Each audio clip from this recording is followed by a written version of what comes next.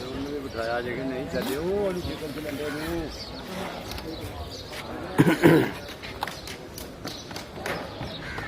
ਜੀ ਆਵੇ ਆਵੇ ਆਵੇ